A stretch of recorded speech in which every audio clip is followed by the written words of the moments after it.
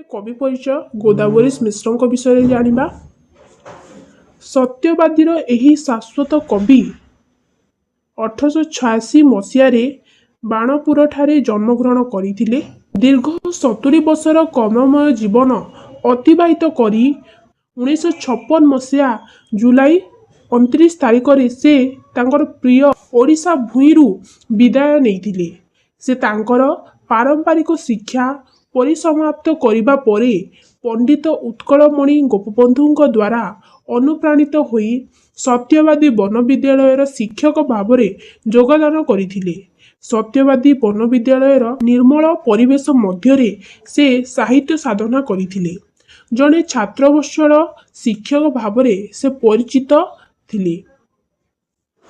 ସେ ଛାତ୍ରମାନଙ୍କୁ ଉନ୍ନତ ଆଦର୍ଶପୂର୍ଣ୍ଣ ଶିକ୍ଷାଦାନ କରୁଥିଲେ, ତେଣୁ ଛାତ୍ରମାନଙ୍କ ପ୍ରିୟଭାଜନ ହୋଇଥିଲେ। ବିଶେଷତଃ ଗୀତି କବିତା ଓ ଗାଥା କବିତା ରଚନା କରିବା କ୍ଷେତ୍ରରେ ସେ ଥିଲେ ଜଣେ ଯଶସ୍ୱୀ ସାଧକ।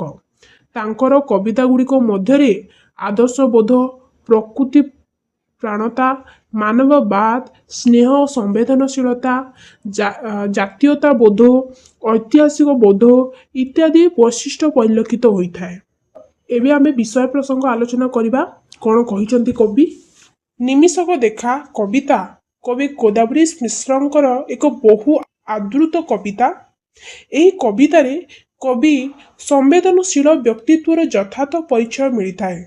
ଏହି କବିତାଟି କବି ତାଙ୍କର ଏକ ପ୍ରିୟ ଛାତ୍ରର ଦାରୁଣ ଅକାଳ ବିୟୋଗରେ ରଚନା କରିଛନ୍ତି।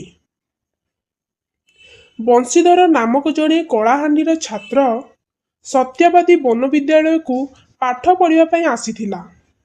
ତାର ପିତା ତାକୁ ଉତ୍ତମ ମଣିଷ ଭାବରେ ଗଠନ କରିବା ପାଇଁ ପଢ଼ିବା ପାଇଁ ସତ୍ୟବାଦୀ ବନବିଦ୍ୟାଳୟକୁ ପ୍ରେରଣା କରିଥିଲେ। କାରଣ ସତ୍ୟବାଦୀ ବନବିଦ୍ୟାଳୟ ଥିଲା ଏକ ମଣିଷ ଗଢ଼ା କାରଖାନା। ମାତ୍ର ଦୁଃଖର ବିଷୟ ହେଉଛି ଯେ ବଂଶୀଧରର ପିତାଙ୍କ ସ୍ୱପ୍ନ ଭିତରେ ହିଁ ହଜିଗଲା। ସେ ସତ୍ୟବାଦୀକୁ ଆସିବାର ଅଳ୍ପ ଦିନ ଭିତରେ ହଇଜା ରୋଗରେ ମୃତ୍ୟୁବରଣ କଲା। ତାର ଅକାଳ ବିୟୋଗ ସମଗ୍ର ସତ୍ୟବାଦୀ ବନବିଦ୍ୟାଳୟର ଶିକ୍ଷକ ତଥା ଛାତ୍ରମାନଙ୍କୁ ମର୍ମାହତ କରିଥିଲା। କବି ଗୋଦାବରୀଶ ହେଉଛନ୍ତି କବିପ୍ରାଣ। ଏହା ତାଙ୍କ ହୃଦୟରେ ସୃଷ୍ଟି କଲା ଅସରନ୍ତି ଆବେଗ। ତେଣୁ ବଂଶୀଧରର ବିୟୋଗରେ କବି ଏହି କବିତା ରଚନା କରିଥିଲେ। କବିତାକୁ ପଠନ କଲେ ମନେ ହୋଇଥାଏ ଯେ ପ୍ରକୃତରେ କବି କବିତା ଲେଖିନାହାନ୍ତି, ବରଂ କବିତା ମାଧ୍ୟମରେ କାନ୍ଦିଛନ୍ତି।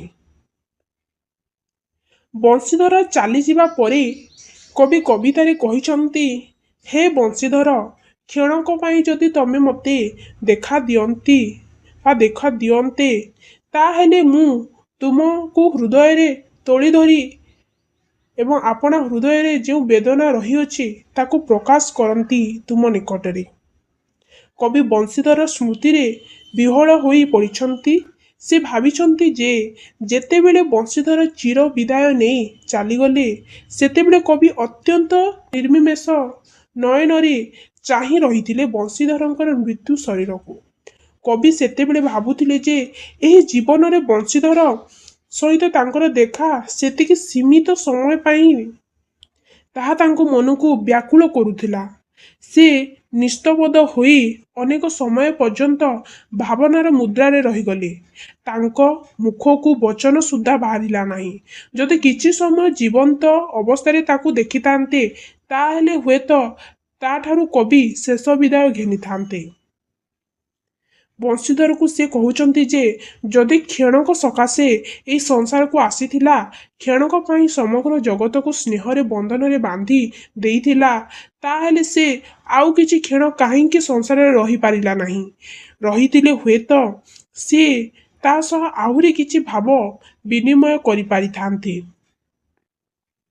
ସଂସାରର ବୃକ୍ଷରୁ କେତେ ଫୁଲ ସ୍ଫୁଟିତ ହୋଇଛନ୍ତି ଏବଂ ମଉଳି ଯାଇଛନ୍ତି, ସେହିଭଳି ବଂଶୀଧର ଥିଲା ଏହି ସଂସାର ରୂପକ ବୃକ୍ଷରେ ଏକ କୁସୁମ ସଦୃଶ।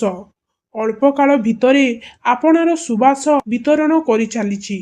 ସେ ହୃଦୟ ଭିତରେ केते आशा अभिलाषा पोषण पूर्वक आसीथिला दूर विदेशको से केते बण जंगल पहाड़ डेई आसीथिला ए अनुष्ठान को केते आनंद चित्तरे से अवस्थान करुथिला सत्यवादी ଏହି ବଣର ତରୁଲତା କୁଞ୍ଜରେ ସେ ଦିନେ ହେଲେ ବୁଲି ଥାନ୍ତା। ଆପଣା ଶରୀରର ଶ୍ରମ ଲାଘବ ସକାଶେ ଏହି ନିର୍ମଳ ବୃକ୍ଷଲତା ତଳେ ବସିଥାନ୍ତା। ଆନନ୍ଦ ଅନୁଭବ କରିଥାନ୍ତା। ପାଖରେ ଯେଉଁ ନଈ ବା ପୋଖରୀ ଅଛି ଦିନେ ହେଲେ ତାର ନିର୍ମଳ ଜଳରେ ଆପଣାର ଶରୀରକୁ ଧୋଇଥାନ୍ତା। ଜୀବନରେ ଯାହା ଯାହା ଦୁଃଖ ବିଷାଦ ରହିଥିଲା ତାକୁ ପାଶୋରି ଦେଇଥାନ୍ତା ମନ ଭିତରୁ। ଯେତେବେଳେ ବଂଶୀଧରର ଶେଷ ଅବସ୍ଥା ଆସିଯାଇଥିଲା ସେତେବେଳେ କବି ହିଁ ତା ପାର୍ଶ୍ୱରେ ଉପବେଶନ କରିଥିଲେ ଏବଂ ତାର ପ୍ରାଣବାୟୁ ଉଡ଼ିଯିବାର ଦେଖିଥିଲେ। ନିଜର କାନ୍ଧରେ ତାକୁ ବୋହି ସେ ତାର ଚିତାରେ ଅନଳ ଦେଇଥିଲେ। ତାପରେ ପ୍ରକୃତିର ପରିବର୍ତ୍ତନ ହୋଇଥିଲା। ପିଲାମାନେ ସମସ୍ତେ ଆପଣା ଆପଣା କର୍ମରେ ଲାଗିଯାଇଥିଲେ, ମାତ୍ର ବଂଶୀଧର ଆଉ ନଥିଲା। କବି ଭାବିଛନ୍ତି ଯେ କେଉଁ ଅଜଣା ରାଇଜରେ ରହିଗଲା ବଂଶୀଧର। ସେହି ଦିନଠୁ ସେ ଅପେକ୍ଷା କରିଛନ୍ତି ବଂଶୀଧର କେବେ ଆସିବ ଏବଂ ଆସୁନାହିଁ ବଂଶୀଧର।